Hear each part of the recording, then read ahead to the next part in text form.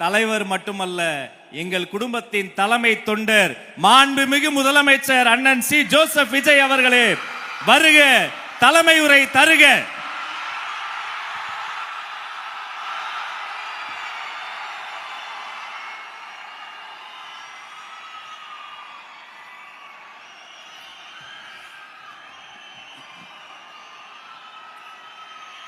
என் நெஞ்சில் குடியிருக்கும்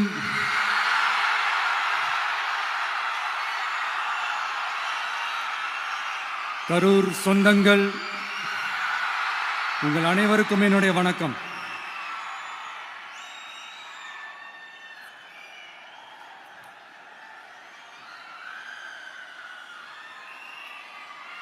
ஒரு மனுஷன் லைஃப்ல எவ்வளோ பெரிய ஒரு உயரத்துக்கு போனாலும் மனசளவில் சில வலிகள், காயங்கள், அதை மறக்க முடியாது இல்லையா? எல்லார் லைஃப்லையும் அப்படிதான், நமக்கும் அப்படிதான். நிறைய வலிகள், காயங்கள் எல்லாத்தையும் தாண்டி தான் வந்திருக்கிறோம். ஆனால் எல்லாத்தையும் விட ரொம்ப ஜாஸ்தியான அந்த வலியும் அந்த காயமும் எனக்கு அந்த கரூர் சம்பவம் தான்.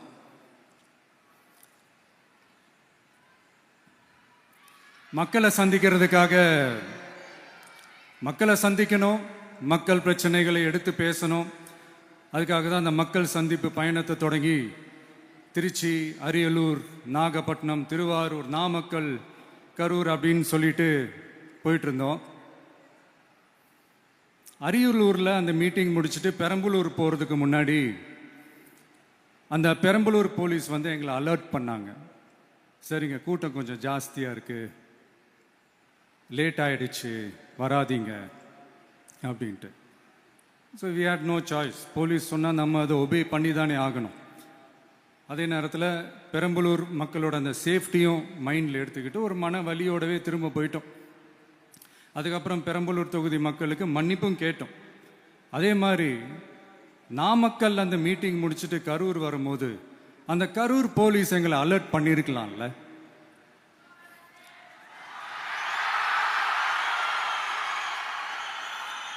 இல்லை சார், இங்கே எதிர்பார்த்ததை விட கொஞ்சம் கூட்டம் அதிகமாக இருக்குது, கண்ட்ரோல் பண்ண முடியல, வராதிங்க.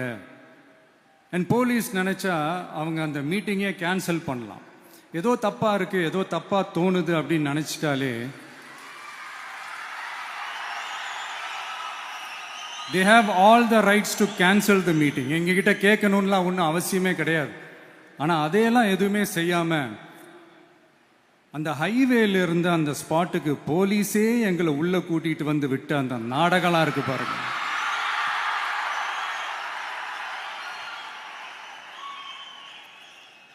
நம்பிட்டேங்க, முழுசா நம்பிட்டேன். அன்னைக்கு இருந்த அந்த கரூர் போலீஸ் பேசும்போது தேங்க்ஸ்லாம் சொன்னேன் அவங்களுக்கு. எனக்கு தெரியாது இப்படி ஒரு நாடகம் நடக்கும். இதுக்கெல்லாம் யார் காரணம்? இதெல்லாம் யார் சொல்லி செஞ்சது? இப்படி பண்ணுங்க, அப்படி பண்ணுங்க, சப்போஸ் அப்படி நடந்தா இப்படி பண்ணுங்க, சப்போஸ் இப்படி நடந்தா இந்த மாதிரி இன்ஸ்ட்ரக்ஷன்ஸ்லாம் கொடுத்து அந்த பிரஷர் போடுறது யாரு?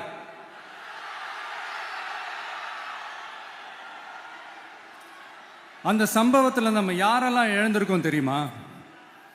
ஒரு டிவியில் என் படமோ பாட்டோ வந்துச்சுன்னா, அம்மா விஜய் மாமா, அம்மா விஜய் மாமா அப்படின்னு சொல்லி அவங்க அம்மா கிட்ட சிரிச்சுக்கிட்டு அந்த டிவி ஸ்கிரீனை போய் தொட்டு முத்தம் கொடுத்துக்கிட்டு என் அக்கா தங்கச்சிங்களோட தங்க பிள்ளைகளை இழந்திருக்கோம்யா. மழலை கூட சரியா வராதப்போ ஒரு பேப்பர் மேகசின்ல என் போட்டோவை பார்த்தா அது சிரிச்சுக்கிட்டு அந்த கள்ளங்கபடம் இல்லாத அந்த சிரிப்பு, அந்த கடவுள் மாதிரி இருக்கிற அந்த பச்சை பிள்ளைங்களை இழந்திருக்கோம்யா. என் அக்கா தங்கச்சி, அண்ணன், தம்பி, குடும்ப உறவுகளை இழந்து அந்த வலியோட இருக்கிற என்ன நீங்க ஏளனமா பேசுறீங்களா? என் மேல பழிய தூக்கி போடுறீங்களா? இப்படி ஒரு சம்பவம் நடந்துருச்சு. இது ஏன் எதனால அதுக்கான பின்னணி என்னன்ட்டு அந்த வலியோட வீட்டில் உட்கார்ந்துட்டு இருக்கிறேன். ஓடி ஒளிஞ்சிட்டான்னு வர சொல்றீங்களா? வாயின்னு முன்ன இருந்தா என்ன வேணாலும் பேசுவீங்களா?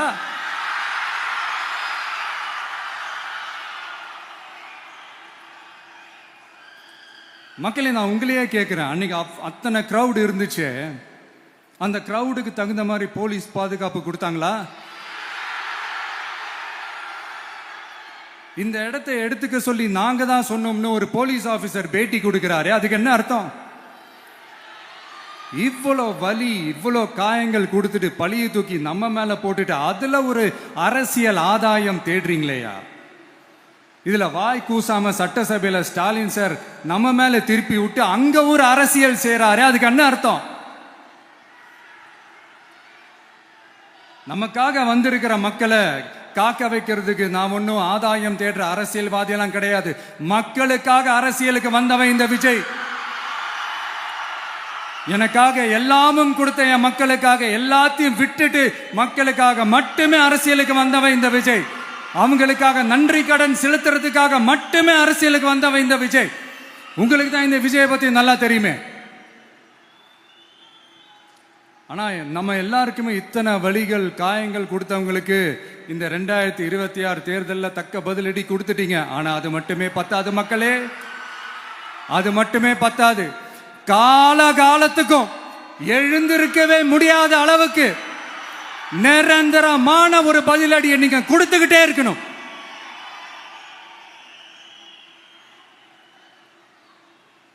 இப்படிலாம் பண்ணா நான் மக்களை விட்டு ஓடிடுவேன் நினைப்பா? யார் என்ன ஓடினாலும் நான் மக்களை விட்டு எல்லாம் ஓட மாட்டேன்.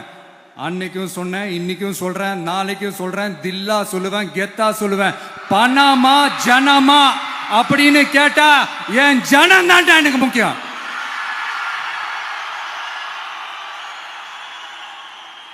மக்களே, உங்களை விட எனக்கு இந்த காசு பணம் முக்கியமா என்ன? இவ்வளவு குறைகள் நம்ம மேல சொல்றாங்களே, இப்ப நான் சொன்ன மாதிரி அவங்களால ஓப்பனா சொல்ல முடியுமா? அந்த தில்லு இருக்கா, திராணி இருக்கா? ஒரு கிடையாது. ஆனா நம்ம மக்கள் அமைச்சு கொடுத்த நம்ம அரச குறைகள் மட்டும் டிசைனா மாடலா குறைகள் மட்டும் சொல்லுவாங்க. ஒவ்வொரு டிபார்ட்மெண்ட்லயும் அந்த பார்ட்டி ஃபண்ட், அந்த கட்சி நிதின்ற பேர்ல அடிக்கிற கொள்ளையெல்லாம் இந்த தீய சக்தியா இருக்கட்டும், தீந்து போன சக்தியா இருக்கட்டும், ரெண்டு பேரும் மாறி மாறி இதே தான் செஞ்சிட்டு இருக்கிறாங்க. இதுல ஒரு ஹைலைட் காமெடி என்னன்னா, சட்டசபையில் பேசும்போது பார்ட்டி ஃபண்டுன்னு தான் சொன்னேன். அது எந்த பார்ட்டி, என்ன ஃபண்டு, யாரு, என்ன பேரு எதுவுமே சொல்ல. பார்ட்டி ஃபண்டுன்னு சொன்னவனை எடுத்தாங்க பாருங்க ஒரு ஓட்டம். எனக்கே ஃபர்ஸ்ட் புரியல, ஏன்பா ஓடுறாங்க? அப்படி என்ன நம்ம சொல்லிவிட்டோம்? அதான் அந்த குற்றம் உள்ள நெஞ்சுக்கு தான் குறுகுறேங்கும். இது எப்படி இருக்கு தெரியுமா? எங்க அப்பா பீரோக்குள்ள இல்ல, எங்க அப்பா பீரோக்குள்ள இல்ல அப்படின்னு சொல்ற மாதிரி. ஐயோ, ஏன் கேக்குறீங்க? இவங்களோட செம்ம கூத்தா இருக்குங்க, செம்ம ஃபன்னா இருக்கு. சென்னையில ஒரு பாலம் கட்டுறதுக்காக நார்மலா ஆகிற செலவை விட அதிக செலவில், கிட்டத்தட்ட டபுள் மடங்கு செலவில் ஒரு டெண்டர் ஒன்று விட்டுருக்குறாங்க. அதையெல்லாம் தோண்டி எடுத்து அதெல்லாம் இப்போ கண்டுபிடிச்சி கேன்சல் பண்ணியிருக்கிறோம். இன்னும் எத்தனை கோடி ஊழல், எத்தனை லட்சம் கூடல் தோண்ட வருமோ எங்களுக்கே தெரில. ஒவ்வொரு முகமுடியா கிழியுது. ஐயோ, இந்த விஜய் ஒவ்வொரு கதையா எடுத்து வெளியில விட்டுருவான் போலேன்ட்டு திரும்புற பக்கம்லாம் கதறல் கதறல் கதறல். காதல் இருந்து ரத்தம் வராத குறை. ஆமா, இப்படி ஊழல்லே ஊறி போனவங்க இப்படிதான் இருப்பாங்க. இந்த 50-55 நாட்கள்ல அங்க செஞ்ச சில விஷயங்கள் சட்டசபையிலே எடுத்து சொன்னேன். பட் இங்க ஒரு சில விஷயங்கள் சொல்லணும்னு நினைக்கிறேன். இந்த மின்சாரத்துறையில் இதுக்கு முன்னாடி போட முடியாமல் இருந்த அந்த பதவி உயர்வை இப்போதான் எங்களால் போட முடிஞ்சது. அதுக்காக ஒரு அக்கா அழுதுகிட்டே ஒரு நன்றி சொன்னாங்களே, அதெல்லாம் உங்க கண்ணில் படாது அந்த வீடியோலாம், குறை சொல்றவங்களுக்கு. அடுத்து லஞ்சம்லாம் ஒழிக்க முடியாது, ஊழல்லாம் ஒழிக்க முடியாது, அதெல்லாம் பிளட்டிலேயே ஊறி போய் இருக்கு அப்படின்னு சொன்னவங்க போய் ஒவ்வொரு கவர்மெண்ட் ஆபீஸா பாருங்க, ஒரு பைசா லஞ்சம் இல்லை. ஒரு பைசா ஊழல் இல்ல. வேலையெல்லாம் சும்மா டக்கு டக்கு டக்குன்னு நடக்குது. ஒரு பெரியவர் ஒருத்தர் சொல்றாரு, தம்பி வேலையெல்லாம் நடக்குது, ஆனா அதையும் தாண்டி எங்களுக்கு மரியாதை கொடுக்கறாங்க தம்பி, உட்கார வச்சுலாம் பேசுறாங்க. இதெல்லாம் இதுக்கு முன்னாடி நடந்ததே இல்லை. அவனை போய் பாரு, இவனை போய் பாரு, இந்த ஆபீசரை போய் பாருன்னு சொல்லி அலைய விடுவாங்க. இப்ப லஞ்சம் இல்லை, ஊழல் இல்லை, வேலையெல்லாம் உடனே நடக்குது. மக்கள் அப்படி ஒரு பெருமூச்சு ஒன்று விடுறாங்க. அதை பார்த்து நமக்கு அப்படி ஒரு ஹாப்பினஸ். இதுக்கு மேல என்ன வேணும்? ஏன் இதெல்லாம் பண்ண முடியாது? மனசுன்னு ஒண்ணு இருந்தா பண்ணலாம். இப்ப பண்ணல. அதே மாதிரி இந்த எல்என்டி நிறுவனத்தோட 18,600 crore 3 திட்டங்கள் அந்த ஒப்பந்தம், அந்த கையெழுத்து போட்டிருக்கிறோம். கிட்டத்தட்ட 8,200 பேருக்கு வேலை வாய்ப்பு. நான் சொல்றது அந்த 3 மாவட்டத்தை சேர்ந்தவங்களுக்கே அவ்வளவு வேலை வாய்ப்பு. குறுவை சாகுபடிக்காக 134 கோடியில் அந்த சிறப்பு தொகுப்பு திட்டம் அறிவிச்சிருக்கிறோம் நம்ம விவசாயிகளுக்காக. இப்பவும் சொல்றேன், நம்ம விவசாய பெருமக்களே, உங்களோட இந்த அரசு கூடவே நிற்கும். பெண்கள் பாதுகாப்புக்காக சிங்கப்பெண் அதிரடி படை, அது உங்களுக்கு நல்லாவே முன்னாடியே தெரியும். வரப்போற அறிஞர் அண்ணா அவர்களுடைய பிறந்த நாள்ல உங்க அண்ணனுடைய அரசுல தாய் மாமன் தங்க மோதிர திட்டம் அறிவிக்கப்படும். இதெல்லாம் கேட்டாங்களே, வாக்குறுதி கொடுத்தீங்களே, என்னாச்சுன்னு. இந்த தீய சக்தி மாதிரி ரியல் தாய் மாமன்லாம் கிடையாது. ரியல் தாய் மாமன். எப்படி? ரியல் தாய் மாமன்.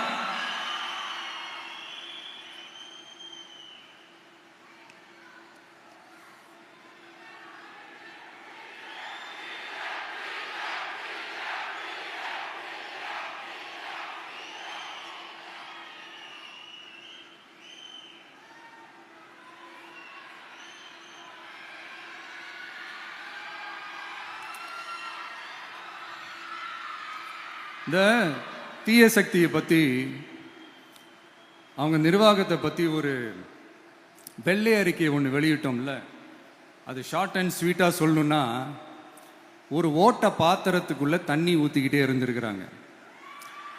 பாத்திரம் எம்டியாகவே இருந்திருக்கு, ஆனால் ஊற்றின தண்ணி தான் எங்கே போச்சுன்னு தெரியல. கடவுளுக்கு தான் வெளிச்சம். அது மாதிரி இப்போ நம்ம சொன்னதெல்லாம் சும்மா ஒரு சாம்பிள் தான். இன்னும் வரப்போகிற நாட்களில் உங்கள் அரசனுடைய அந்த விஸ்வரூபத்தை நீங்கள் பார்ப்பீங்க. அடுத்து வாயத்தொடங்க சிஎம். அடாடா, உங்கள் சிஎம் நெஞ்சிலேயே குத்திட்டு வந்தீங்க பாருங்க, அதெல்லாம் வேற லெவல்.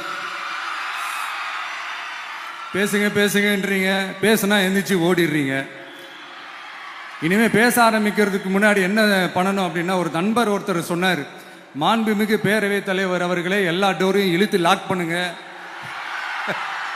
அப்படின்னு சொல்லிட்டு தான் பேச ஆரம்பிக்கணும் போல் இருக்கு. ஏன்னா பேசிட்டு இருக்கும் போது எந்திரிச்சு ஓடிடுறாங்க. 5 நிமிஷம் பேசினதுக்கே குளத்தூர்ல கொத்து பரோட்டா போட்டாங்க. இதுக்கு மேல பேசினா மொத்தமா முடிஞ்சிடும், பாத்துக்கங்க. நாம அரசியல் பேசினா விஜயெல்லாம் அரசியல் பேசலாமா அப்படிங்கிறது.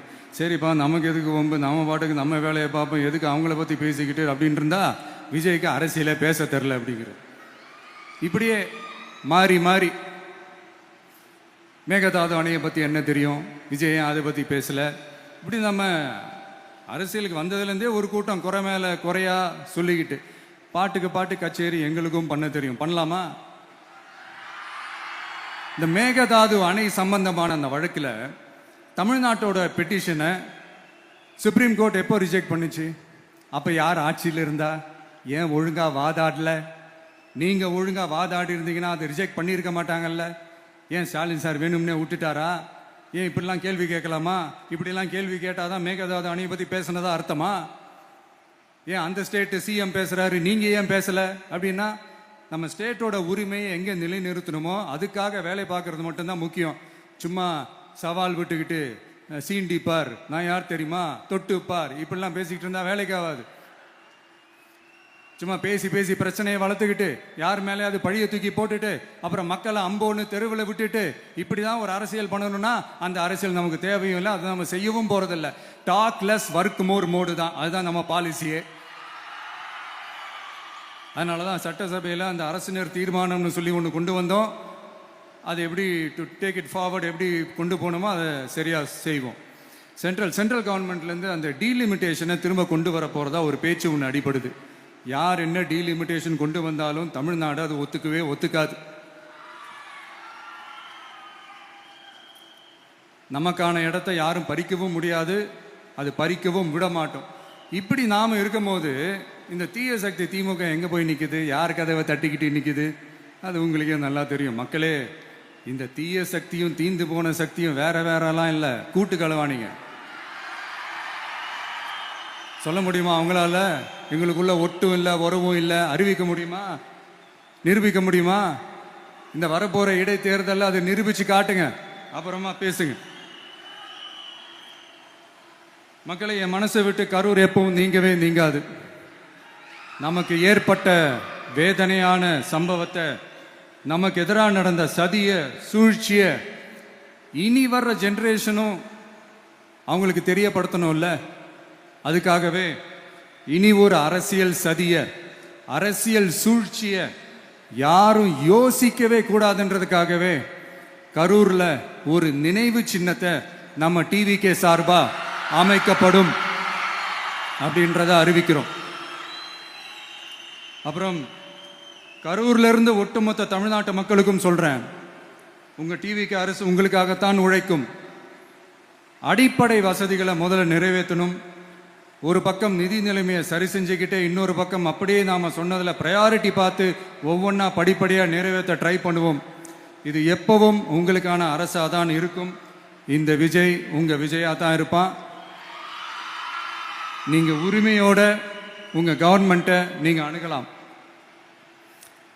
இந்த தீயசக்தி ஆட்சி முடிஞ்சு பொட்டிக்குள்ள போனதுலேருந்து என்னென்னமோ பண்றாங்க, ஏதோ பேசுறாங்க, சோஃபாங்கிறாங்க, வாஷிங் மிஷினுங்கிறாங்க.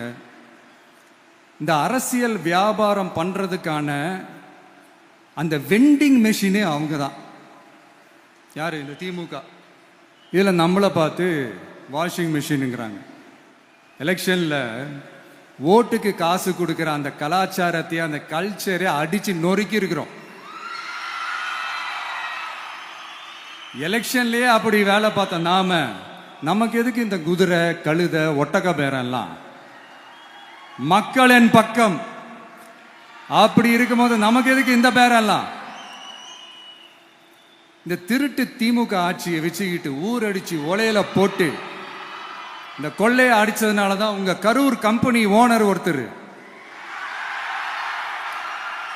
எங்க இருக்காருன்னே தெரியாம ஓடு ஓடு ஓடு ஓடு ஓடு ஓடு ஓடு ஓடு வராம் பாரு வேட்டக்காரன் ஓடினே இருக்கிறாரு. இன்னொருத்தர் ஃபாரின்ல போய் ஒளிஞ்சுக்கிட்டாரு. ஃபாரின் ஸ்டாலின் சார் நினைச்சிட போறீங்க, அவர் இல்ல. எனக்கு எப்பவுமே ஸ்டாலின் சார் மேல ஒரு தனி பாசம் ஒண்ணு உண்டு. அவர் கிடையாது, இவர் வேற. சிங்கப்பூருக்கு செக்கப்புக்கு போனார்ல அவரு. இன்னும் தோண்ட எத்தனை பேர் மாட்ட போறாங்களோ தெரியல. உங்ககிட்ட யாராவது லஞ்சம் ஏதாவது கேட்டாங்கன்னா கொடுக்க முடியாது சொல்லுங்க, நான் இருக்கேன் உங்களோட. அப்படியே யாராவது ஃபோர்ஸ் பண்ணாங்கன்னா இது எங்க மகன், எங்க புள்ள, எங்க அண்ணன், எங்க தம்பி, எங்க விஜய், எங்க விஜயோட ஆட்சின்னு ஸ்ட்ராங்கா சொல்லுங்க. மக்களை, நீங்க கூட இருக்கும் போது லஞ்ச ஊழல் மட்டும் இல்ல, அதிகாரத்தை வச்சு ஆட்டம் போடுற யாரா இருந்தாலும் அடங்கிடுவாங்க.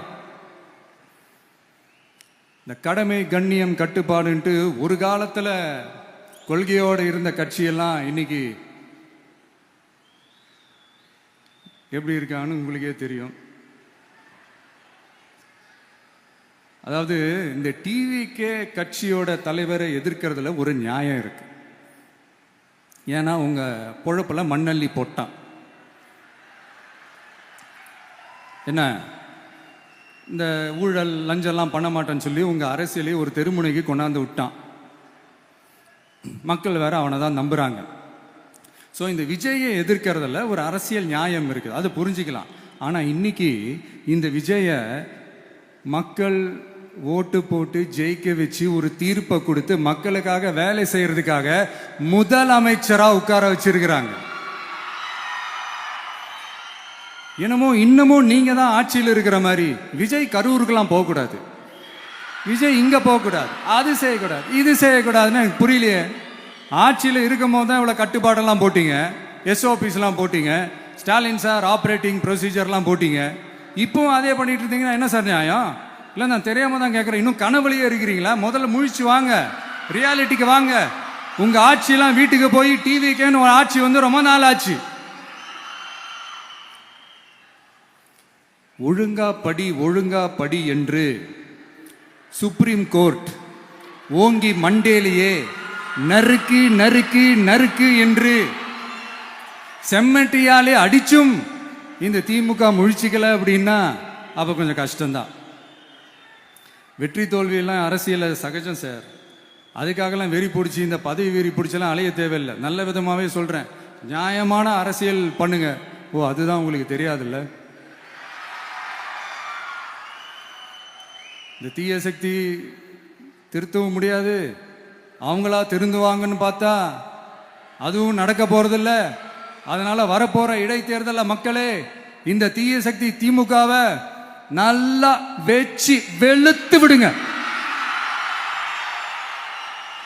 கான்பிடண்டா இருங்க மக்களே, நல்லதே நடக்கும், வெற்றி நிச்சயம். மீண்டும் சந்திக்கும் வரை நன்றி, வணக்கம்.